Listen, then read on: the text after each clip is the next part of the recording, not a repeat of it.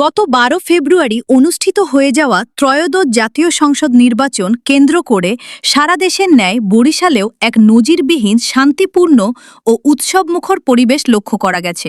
দীর্ঘ সময় পর ভোটারদের নির্ভয়ে কেন্দ্রে গিয়ে পছন্দের প্রার্থীকে ভোট দেওয়ার সুযোগ তৈরি হওয়ায় সাধারণ মানুষের প্রশংসায় ভাসছে বাংলাদেশ সেনাবাহিনী। নির্বাচনের আগে থেকেই সেনাবাহিনীর কঠোর অবস্থান ও পেশাদারিত্ব জনগণের মনে গভীর আস্থা তৈরি করেছিল। বিশেষ করে আগৈলঝাড়া, মেহেন্দিগঞ্জ এবং চরাঞ্চলের মতো ঝুঁকিপূর্ণ এলাকাগুলোতে সেনাবাহিনীর বিশেষ অভিযান ও নিয়মিত টহল বিশৃঙ্খলাকারীদের পিছু হটতে বাধ্য করেছে।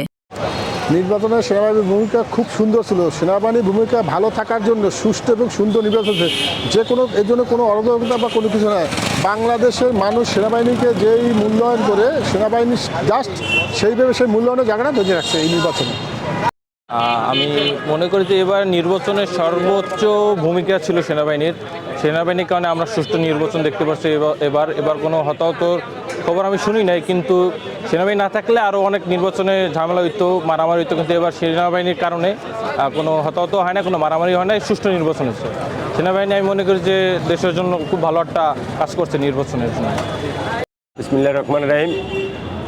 আসলে এবার নির্বাচনটা ছিল মানে খুবই সুন্দর এবং অনেক আনন্দময়, যেটা বাংলাদেশে বহু বছর পর এরকম একটা নির্বাচন হয়েছে, যার জন্য সবার মধ্যে একটা আনন্দ ছিল। আর সেখানে আইনশৃঙ্খলা বাহিনী যেভাবে আমাদেরকে এবার সহযোগিতা করছে এবং যেভাবে সাপোর্ট দিছে, তাতে খুবই সুন্দর একটা নির্বাচনের তারা আমাদেরকে উপহার দিছে।